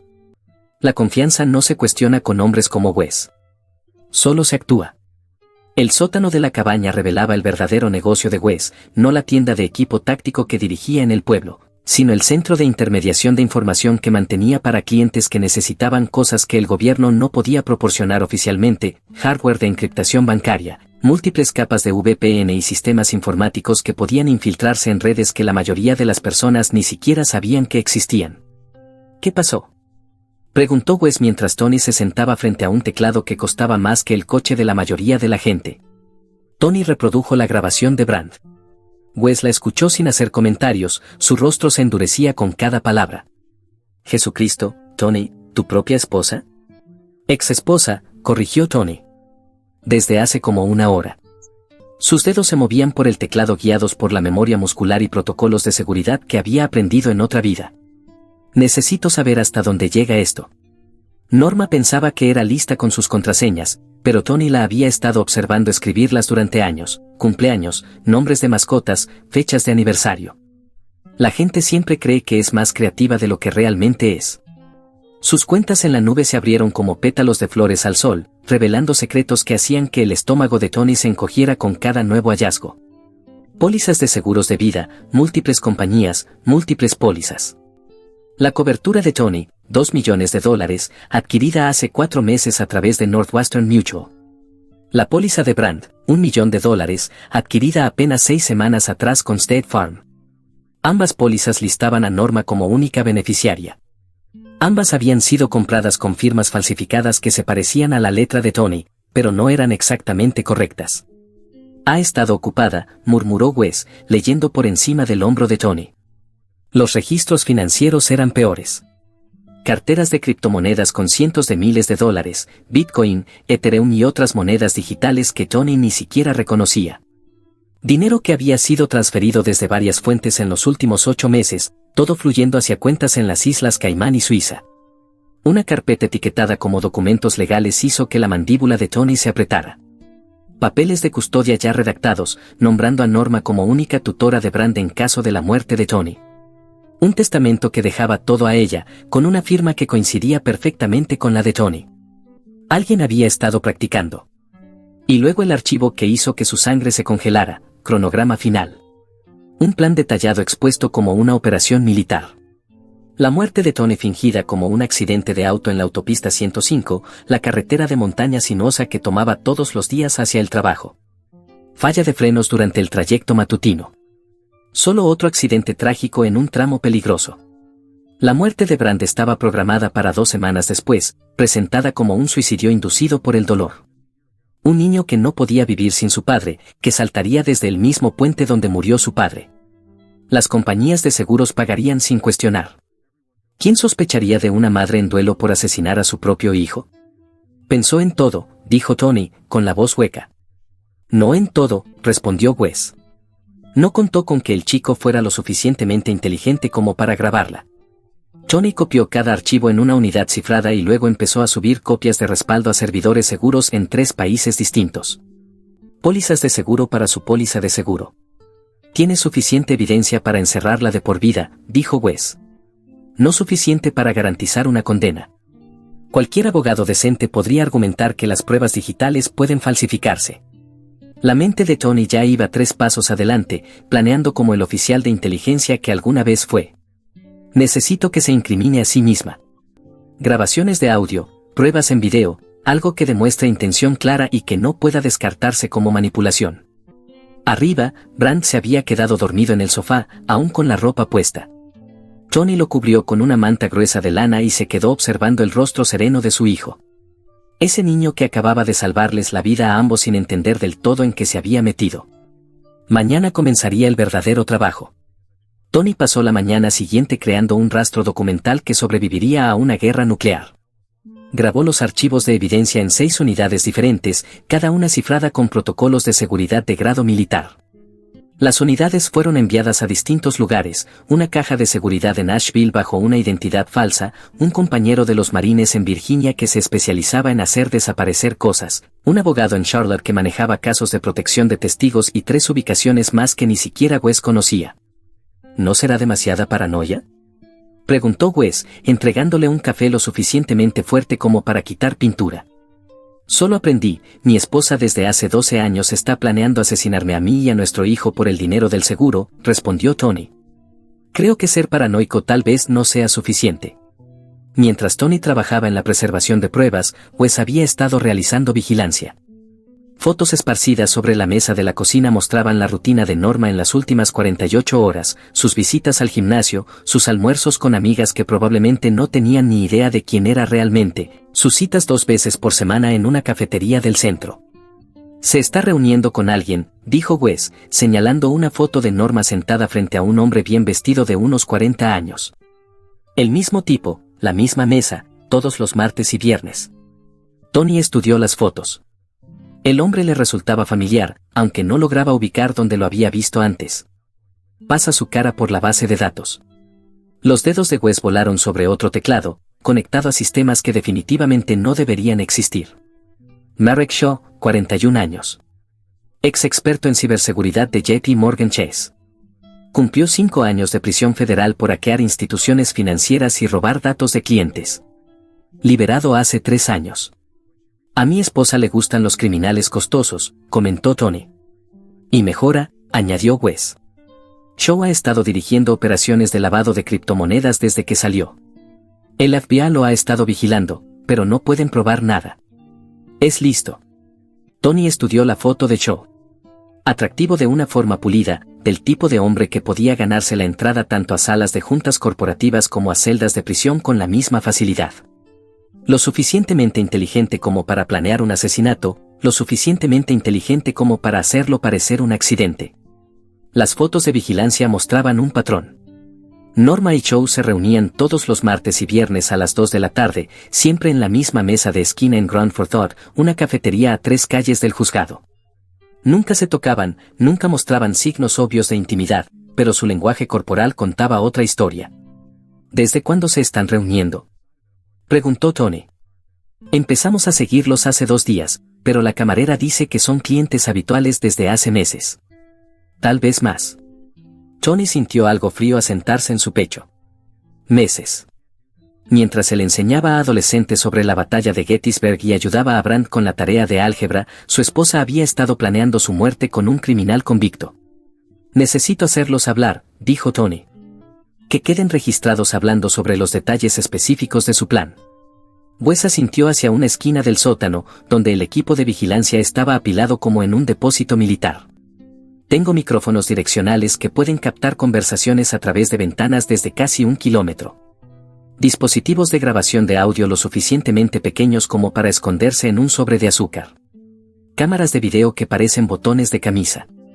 La admisibilidad legal depende de lo creativos que seamos con la instalación, pero si conseguimos que confiese en una grabación, la admisibilidad se vuelve una preocupación secundaria. Tony volvió a estudiar las fotos de vigilancia.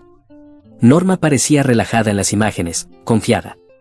Pensaba que lo estaba cazando, probablemente asumía que él estaba huyendo sin ningún plan más allá de la supervivencia básica. Era hora de mostrarle lo que se siente al ser la presa. La primera fase fue simple, hacerle creer que había ganado. El sheriff Lane llegó a la escuela secundaria Bond la mañana del jueves con 2 agentes y una orden judicial. Tony observó desde la camioneta de Wes, en el estacionamiento al otro lado de la calle, mientras ellos entraban al edificio donde había enseñado historia estadounidense durante 8 años. ¿Cuáles son los cargos?, preguntó Wes, ajustando el enfoque de sus binoculares. Tony escaneó el documento legal a través de su propio par, secuestro en primer grado. Abuso doméstico. Inestabilidad mental con historial de amenazas violentas. Bajó los binoculares. Ella ha estado planeando esto durante meses. ¿Cómo lo sabes? Mira el cronograma. Estos cargos no se presentan de la noche a la mañana. Tiene testigos preparados, documentación sobre mis supuestos problemas mentales, probablemente registros médicos que muestran el miedo de Brandt hacia mí. La voz de Tony era tranquila, analítica. Esta es la fase 1 de su plan, destruir mi credibilidad. Hacer que parezca un veterano inestable que perdió el control. El teléfono de Tony vibró con un mensaje de texto de su director. Tony, por favor llámame de inmediato. Hay acusaciones graves. La junta escolar exige respuestas. Otro mensaje, esta vez de su jefe de departamento, sea lo que sea que esté pasando, estamos contigo. Pero necesitas tomar la iniciativa. Antes de las 10 de la mañana. Las camionetas de los noticieros locales ya habían llegado, Canal 13, Canal 7 y la afiliada regional de CNN. Para el mediodía, Tony Callahan era la noticia principal en todas las estaciones, maestro local sospechoso de secuestrar a su propio hijo. La conferencia de prensa de Norma fue orquestada magistralmente. Estaba de pie en los escalones del juzgado, con el vestido azul que Tony le había comprado para su aniversario, el mismo que había dicho que la hacía sentir hermosa. Su maquillaje era perfecto, excepto por las cuidadosamente colocadas marcas de lágrimas, y sostenía un pañuelo como si fuera su única salvación. Mi esposo ha estado inestable últimamente, dijo a las cámaras, su voz quebrándose en los momentos exactos. Ha estado hablando de huir, de empezar de nuevo en algún otro lugar. Decía que estaba cansado de su vida aquí, cansado de las responsabilidades. Una reportera gritó, señora Callahan, ¿cree usted que su hijo está en peligro? El rostro de Norma se desfiguró con lo que parecía una angustia genuina. Rezo para que Tony no lastime a Brandt. Pero cuando alguien a quien amas se convierte en alguien que no reconoces, dejó la frase inconclusa, secándose los ojos. Debería ganar un Oscar, dijo Wes. Tony observó a su esposa mentirle a las cámaras con la habilidad de una actriz profesional. Cada gesto calculado, cada palabra diseñada para generar simpatía. Mientras destruía su reputación, Wes preguntó, ¿cuánto tiempo hasta que publiquemos tu video? Tony revisó su reloj. Dejémosla disfrutar esto por 24 horas, luego le recordamos con quién está tratando en realidad. Esa misma noche, todos los principales medios de noticias de Carolina del Norte recibieron un correo electrónico anónimo con un archivo adjunto en video. Tony lo había grabado en el sótano de Wes, sentado frente a un escritorio metálico simple, con todas las pruebas extendidas ante él como si fuera el argumento final de un fiscal. Mi nombre es Tony Callahan, comenzó, mirando directamente a la cámara con la mirada firme de un hombre entrenado para informar a generales. Durante los últimos 8 años, he enseñado a sus hijos sobre la historia estadounidense, sobre cómo la verdad eventualmente sale a la luz, sin importar cuán profundo se intente enterrar. Levantó las pólizas de seguro impresas, cada página claramente visible para la cámara. Estos son documentos de seguros de vida adquiridos por mi esposa, Norma Callahan, en los últimos 6 meses. $2 millones sobre mi vida. $1 millón sobre la vida de mi hijo de 11 años. Ella es la única beneficiaria en ambas pólizas.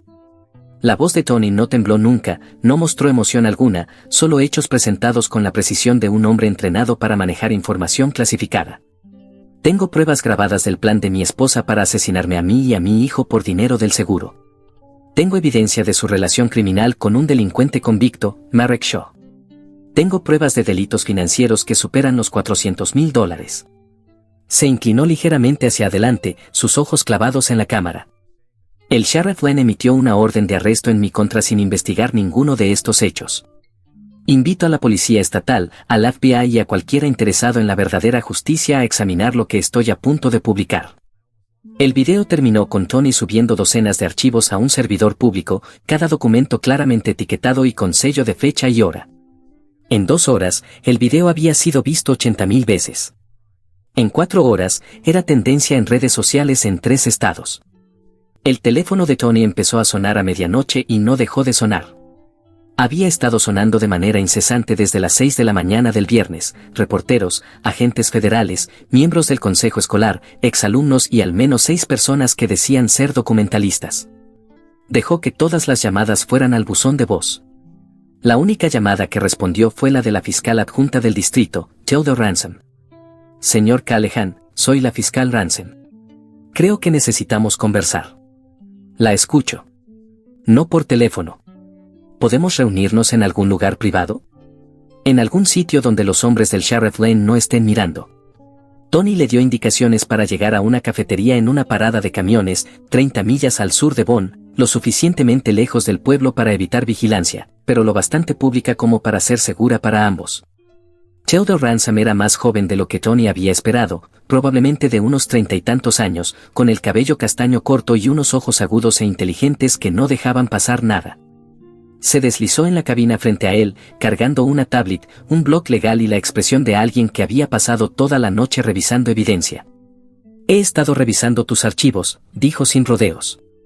La mayoría es circunstancial, pero hay suficiente para obtener órdenes reales, no la basura que el Sheriff Lane consiguió. Pero necesito más que evidencia circunstancial para garantizar una condena. Tu esposa contratará al mejor abogado defensor criminal que el dinero pueda pagar, y van a destrozar todo lo que no pueda verificarse de forma independiente. Tony sorbió su café mientras estudiaba el rostro de la fiscal. ¿Qué necesita de mí? Grabaciones de audio donde ella admita su intención de cometer asesinato. Evidencia en video de su reunión con Shaw para planear delitos. Algo que la coloque en la escena de un acto criminal real, no solo planeando uno. Es lista. No se va a incriminar fácilmente. Tilda se inclinó hacia adelante, su voz bajando a poco más que un susurro. Entonces hagámosle creer que ya ha ganado. Hagámosla sentirse lo suficientemente segura como para cometer un error. De vuelta en la cabaña, Wes monitoreaba las comunicaciones policiales y el ruido en redes sociales. Tu esposa está entrando en pánico, reportó. Hizo 6 visitas bancarias hoy, cerró 4 cuentas, transfirió todo a cuentas en el extranjero. También compró un pasaje a Costa Rica con un nombre falso. Huyendo o posicionándose para una salida rápida cuando se ponga feo. Ambas, respondió Wes. Le entregó una foto de vigilancia tomada fuera del Third Bank. Mira su cara en la foto. Norma se veía demacrada. Por primera vez que Tony podía recordar, su maquillaje estaba corrido, su cabello menos que perfecto, su expresión tensa por el estrés. Hay más, continuó Wes. Merrick Shaw intentó salir de la ciudad esta mañana. Lo detuvieron por exceso de velocidad en la autopista 321. El patrullero encontró una maleta llena de efectivo y 3 pasaportes falsos. Tony estudió la foto de Shaw esposado. ¿Cuánto efectivo? 140,000 en billetes pequeños. Probablemente lo ha estado reuniendo durante semanas. ¿La sociedad se está desmoronando? Parece que sí. Tu esposa lo visitó en la cárcel esta tarde. Le llevó café de ese lugar donde solían reunirse. Wes le pasó otra foto de vigilancia, esta tomada desde la ventana de la sala de visitas de la cárcel. Norma estaba sentada frente a Shaw, inclinada hacia adelante como si susurrara. Su lenguaje corporal era tenso, desesperado. Le entregó algo, dijo Wes. Parecía sobres de azúcar para su café. Tony estudió la imagen. El rostro de Norma estaba girado, fuera del ángulo de la cámara. Pero él podía ver las manos de ella moviéndose sobre la taza de Shaw. Qué considerada al traerle café. Y aún mejora, añadió Wes. Shaw se enfermó violentamente aproximadamente 1 hora después de que ella se fue, vómitos, calambres estomacales severos, palpitaciones cardíacas. Los paramédicos tuvieron que llevarlo al hospital. ¿Veneno?, preguntó Tony. Le hicieron un lavado de estómago, asintió Wes. Encontraron rastros de extracto de adelfa. Altamente tóxico, si sabes cómo prepararlo. Su voz era sombría. Tu esposa intentó asesinar a su socio. Tony dejó la foto sobre la mesa, sintiendo como algo frío se asentaba en su pecho. Incluso acorralada, Norma seguía intentando eliminar cabos sueltos, pensando 3 pasos adelante, aún dispuesta a cometer asesinato para protegerse. Shaw está hablando ahora, agregó Wes. Quiere un trato a cambio de testificar contra tu esposa. El FBI le está ofreciendo protección de testigos. Hora de empujarla al límite, dijo Tony. Tilda Ransom se reunió con Tony en una gasolinera abandonada a las afueras del pueblo, la noche del sábado. Trajo consigo una grabadora digital y una orden federal para intervenir el teléfono de Norma. El lugar llevaba años cerrado, pero el estacionamiento estaba bien iluminado y era visible desde la carretera, seguro para reuniones clandestinas. Merrick Shaw está hablando, dijo Tilda, deslizándose en la camioneta de Tony. Quiere un trato a cambio de testimonio, pero su historia necesita corroboración independiente. ¿Qué está diciendo? Que tu esposa lo contrató para hackear bases de datos de compañías de seguros de vida, cambiar las fechas de vigencia de las pólizas y hacer que pareciera que la cobertura llevaba años en vigor, en lugar de meses. También afirma que ella ha estado planeando esto por más de 1 año. A Tony se le retorció algo en el estómago. ¿1 año? Mientras él ayudaba a Brandt con sus proyectos de ciencias y enseñaba a sus alumnos sobre la Constitución, su esposa había estado planeando asesinarlos a ambos. Shaw también dice que manipuló tu camioneta, continuó Tilda. Cortó las líneas de freno el mes pasado. Cuando eso no funcionó, aparentemente porque no conduces lo suficiente por carreteras montañosas, pasó al plan B, el esquema del seguro, ¿verdad? Exacto. Hacer parecer que secuestraste a tu hijo durante un colapso mental, y luego ambos murieron en un accidente de auto mientras huían de la ley. Limpio, simple y rentable. Tilda le entregó un pequeño dispositivo, del tamaño de una moneda. Esto es un rastreador GPS, de grado militar, resistente al agua y casi indestructible. Si te pasa algo, sabremos exactamente dónde estás, con un margen de 3 pies. ¿Crees que lo intentará de nuevo? Creo que una mujer que envenenó a su socio criminal no dudará en terminar lo que empezó, especialmente si piensa que estás demasiado cerca de exponerla. La mañana del domingo, Tony cometió su primer error deliberado. Llevó a Brandt al Riverside Park, en el centro de Bonn, asegurándose de usar carreteras principales donde las cámaras de tráfico registraran su matrícula. Permanecieron allí durante 2 horas, jugando a lanzar una pelota de béisbol vieja y hablando de cosas normales. Padre e hijo tomándose un respiro de la pesadilla en que se habían convertido sus vidas. El Lexus plateado de Norma apareció en el estacionamiento 47 minutos después de su llegada. Se colocó a unos 300 metros, parcialmente oculta detrás de un edificio de mantenimiento, pero claramente visible para cualquiera que supiera dónde mirar. Tony fingió no notar su presencia, mientras Wes monitoreaba sus comunicaciones desde una furgoneta de vigilancia al otro lado del parque. Está haciendo llamadas, la voz de Wes crujió en el diminuto auricular casi invisible de Tony. Llama a alguien llamado Vincent. Parece que está organizando una reunión. Tony le lanzó la pelota a Brandt, manteniendo sus movimientos relajados y naturales. ¿Puedes captar el audio? Ya está. Está hablando de finalizar los arreglos. Dice que la línea de tiempo se adelantó. ¿Cuánto? Quiere que todo esté terminado para el miércoles. 4 días a partir de ahora. Johnny atrapó la pelota y revolvió el cabello de Brand, desempeñando el papel de un padre despreocupado mientras su mente analizaba posibilidades tácticas. Hora de irnos, campeón. Mientras regresaban a la camioneta, Johnny alcanzó a ver el rostro de Norma a través del parabrisas, la mujer que alguna vez le sonrió desde la mesa del desayuno, que le tomó la mano durante películas, que lloró de alegría cuando Brand nació, ahora lo observaba con el cálculo frío de un depredador evaluando a su presa. El lunes por la noche, Johnny le envió a Norma un mensaje desde un teléfono desechable: tu hijo está muerto. Pensé que debería saberlo. Adjunto, una fotografía que le había tomado a Wes 3 horas crear, utilizando software militar de manipulación de imágenes. Brand, inmóvil, acostado en lo que parecía una cama de hospital, rodeado de máquinas y tubos, su rostro pálido e inmóvil. La imagen era desgarradora y completamente convincente. La respuesta de Norma llegó en menos de 3 minutos. Bien. Un problema menos. Johnny se quedó mirando la pantalla, leyendo esas 4 palabras una y otra vez. La madre de su hijo acababa de celebrar lo que creía era la muerte de su hijo, había llamado a su propio niño de 11 años un problema a eliminar. Wes miró por encima de su hombro y murmuró: Dios mío, Johnny. Lo siento. Lo siento mucho que tengas que ver eso.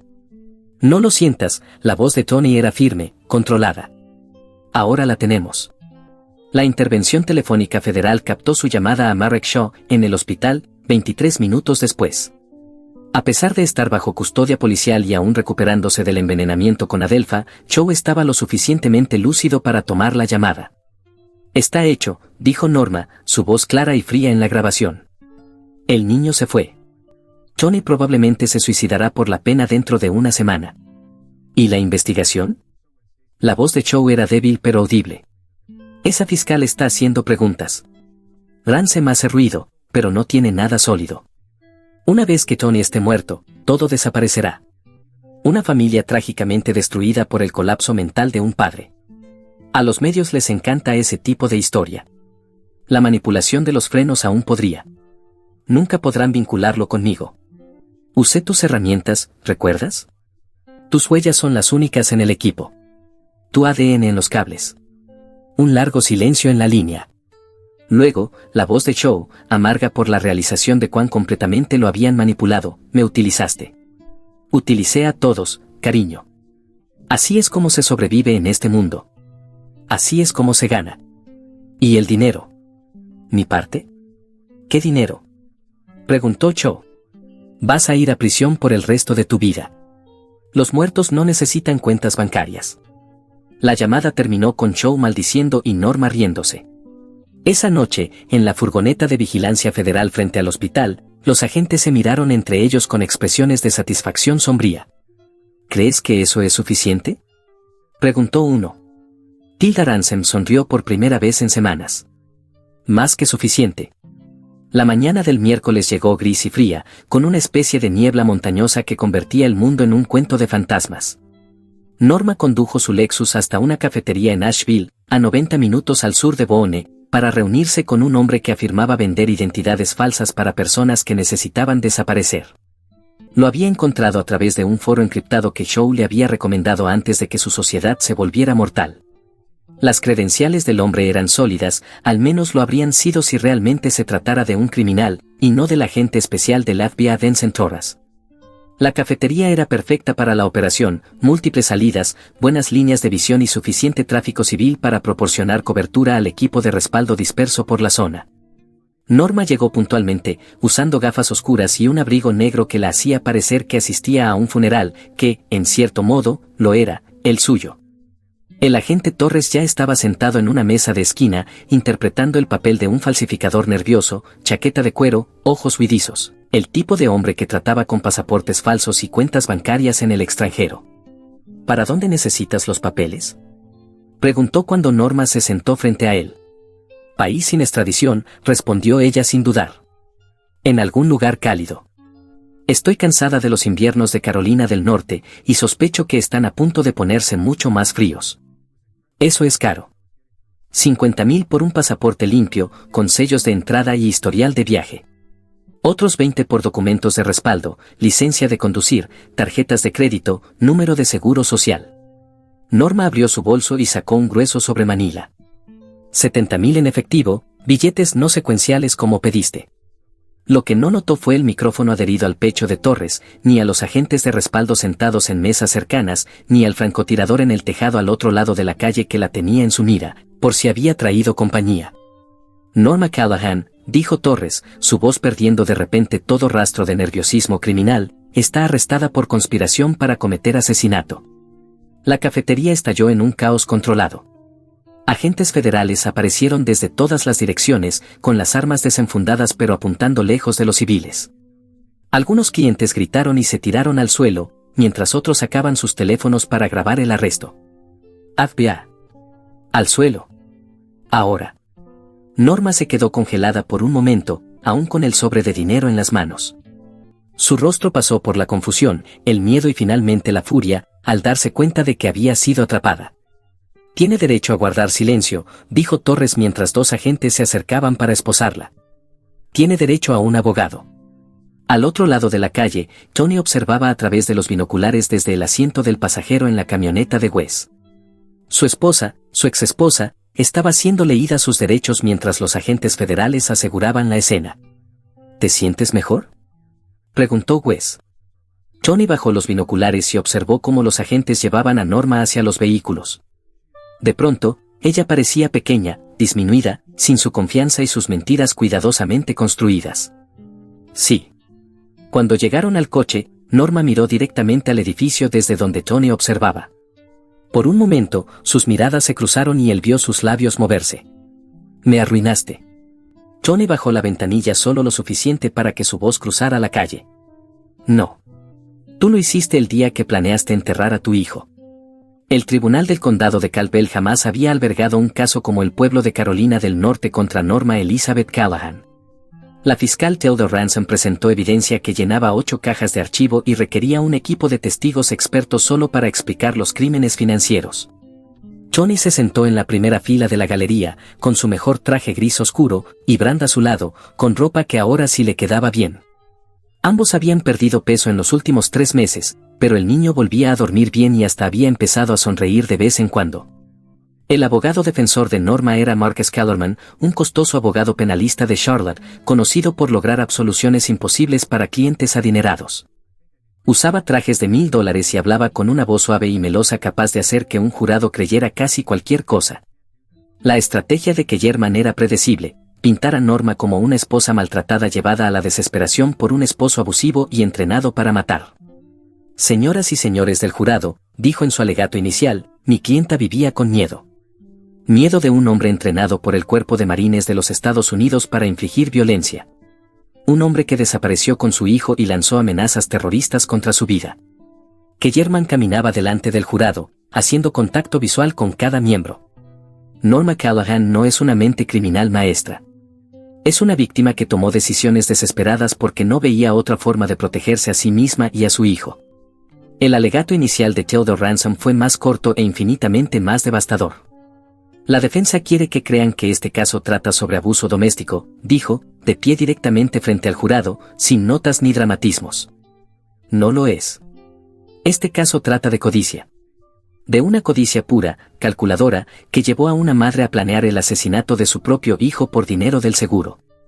Ella se giró para mirar directamente a Norma, quien permanecía perfectamente inmóvil en la mesa de la defensa. La evidencia demostrará que Norma Callahan compró $3 millones en seguros de vida sobre su esposo y su hijo. La evidencia demostrará que contrató a un criminal convicto para ayudarla a simular sus muertes.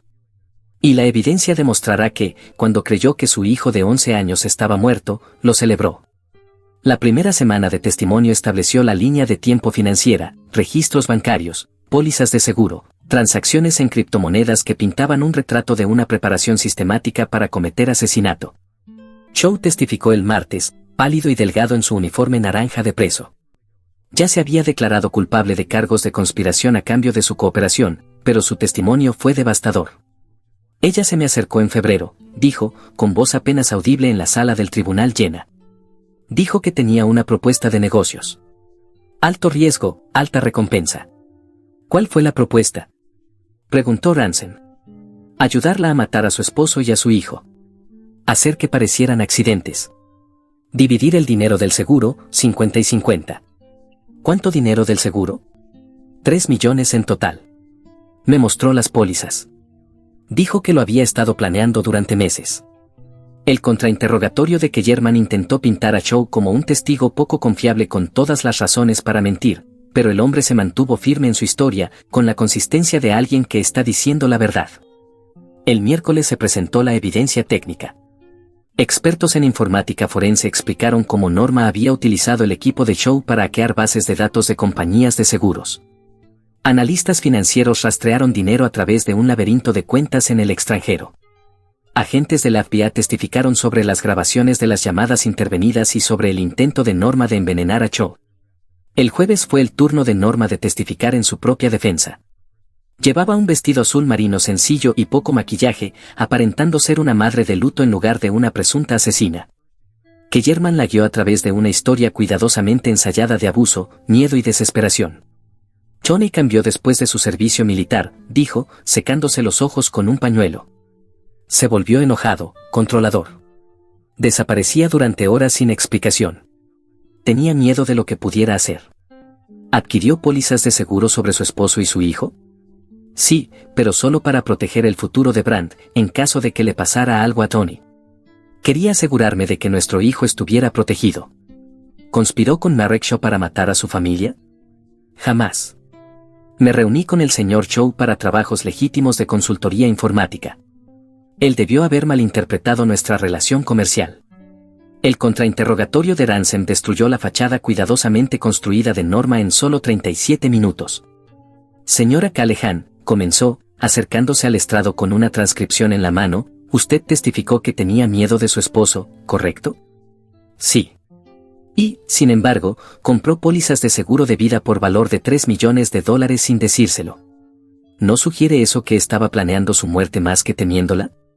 Que German objetó, pero el juez permitió la pregunta. Estaba tratando de proteger el futuro de mi hijo, repitió Norma. ¿Celebrando su muerte? Preguntó Ransom y reprodujo el mensaje de texto en el que Norma respondió, bien. Un problema menos. La sala del tribunal cayó en un silencio absoluto mientras la voz de Norma llenaba el espacio, fría y calculadora, al discutir el asesinato de Shaw para encubrir sus huellas. Señora Callahan, ¿intentó envenenar a Marek Shaw en la cárcel del condado? Le llevé café. Se enfermó. Café con extracto de adelfa, una sustancia que lo habría matado si no hubiera recibido atención médica inmediata. No sé nada sobre venenos. Ransom presentó fotos de la escena que mostraban plantas de adelfa en el jardín de Norma, junto con un libro de texto de química sobre toxinas vegetales encontrado en su oficina en casa. Usted estudió química de plantas en la universidad, ¿verdad, señora Callahan? Eso fue hace años. Pero recuerda lo suficiente como para saber que el extracto de adelfa es casi indetectable en el café, ¿no es así? Las objeciones de que German se volvieron cada vez más desesperadas mientras Ransom desmontaba, punto por punto, cada línea de defensa que Norma había construido. Cuando Tony testificó el viernes por la mañana, la sala estaba completamente en silencio. ¿Aún ama a su esposa, señor Callahan? Preguntó Ransom. Tony miró directamente a Norma por primera vez desde que comenzó el juicio. Es la madre de mi hijo, dijo en voz baja. Pero la mujer con la que me casé murió hace mucho tiempo. La persona sentada ahí es una desconocida que intentó matar a un niño de 11 años por dinero. No más preguntas. Brand fue el último en testificar, leyendo la transcripción de la grabación que lo inició todo. Su voz era firme, pero Tony pudo ver que le temblaban las manos mientras sostenía el papel. Pensé que tal vez había escuchado mal, dijo Brand al jurado. Esperaba haber escuchado mal. Pero mi papá me enseñó que la esperanza no cambia los hechos. ¿Qué hechos aprendiste de esa grabación? Preguntó Ransom con suavidad.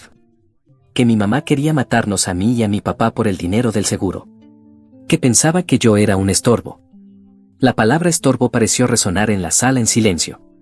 Norma observó a su hijo testificar sin expresión alguna, sin lágrimas, sin remordimiento, sin emoción de ningún tipo. Solo cálculo frío, como si aún intentara entender dónde había fallado su plan. El jurado deliberó durante 4 horas y 17 minutos. Cuando llegaron al veredicto, el portavoz, un maestro retirado que le recordaba a Tony a su propio padre, se levantó lentamente. Tenemos, señoría, por el cargo de conspiración para cometer asesinato en primer grado, ¿cuál es su veredicto? Culpable. Por el cargo de intento de asesinato de Anthony Callahan, ¿cuál es su veredicto? Culpable. Por el cargo de intento de filicidio, el intento de asesinato de Brant Callahan, ¿cuál es su veredicto? Culpable. Los veredictos continuaron por 18 cargos diferentes. 18 declaraciones de culpabilidad que encerrarían a Norma por el resto de su vida. Norma se presentó para la sentencia 3 semanas después, vestida con un mono naranja y con grilletes. La jueza era la honorable Patricia Whitman, una mujer de 60 años que había visto todo tipo de criminales en 30 años en el estrado. Se la notaba disgustada mientras revisaba el informe previo a la sentencia. Señora Callahan, comenzó la jueza Whitman, en mi carrera he sentenciado a asesinos, violadores y abusadores de menores. He visto lo peor que la humanidad tiene para ofrecer. Pero nunca me había encontrado con alguien tan fríamente calculador como usted. Consultó sus notas, y su voz endureció con cada palabra. Por conspiración para cometer asesinato en primer grado, 25 años sin posibilidad de libertad condicional. El rostro de Norma permaneció inexpresivo, sin mostrar emoción alguna. Por intento de filicidio, el intento de asesinar a su propio hijo, 20 años sin posibilidad de libertad condicional. La sala del tribunal estaba en completo silencio, excepto por el rasgar de los bolígrafos de los reporteros y el zumbido del equipo de grabación. Por el intento de asesinato de su esposo, 15 años sin posibilidad de libertad condicional. Por fraude electrónico, fraude de seguros, lavado de dinero y delitos cibernéticos relacionados, 15 años sin posibilidad de libertad condicional. La jueza Whitman miró directamente a Norma. Estas sentencias se cumplirán de forma consecutiva, no simultánea. Su sentencia total es de 75 años en prisión federal sin posibilidad de libertad condicional. Se inclinó levemente hacia adelante. Señora Callahan, usted morirá en prisión. No es una amenaza ni un deseo. Es una certeza matemática. Nunca volverá a caminar libremente, nunca volverá a amenazar a personas inocentes y nunca volverá a ver a su hijo. La última mirada de Norma hacia Tony fue de odio puro. Pero el odio desde una jaula era solo ruido. 8 meses después, Tony y Brant vivían en una pequeña granja a las afueras de Montpelier, Vermont, rodeados por 40 acres de bosque y campos que se extendían hasta el horizonte. Tony enseñaba en la escuela secundaria local bajo su segundo nombre, Thomas, mientras Brant asistía a una escuela privada especializada en ayudar a niños a recuperarse del trauma. Los medios intentaron seguirles la pista, pero Tony sabía cómo desaparecer cuando era necesario. Los marines aprenden esas habilidades para sobrevivir. Y a veces, sobrevivir significa comenzar de nuevo por completo. Había escrito un libro sobre la experiencia, publicado bajo el seudónimo T. A. Morgan. Justicia en silencio, la lucha de un padre contra el mal se convirtió en un éxito de ventas en 3 meses, aunque nadie sabía quién lo había escrito realmente. Las regalías pagaron la terapia de Brant, su fondo universitario y un sistema de seguridad que podía detener cualquier cosa, salvo un asalto militar.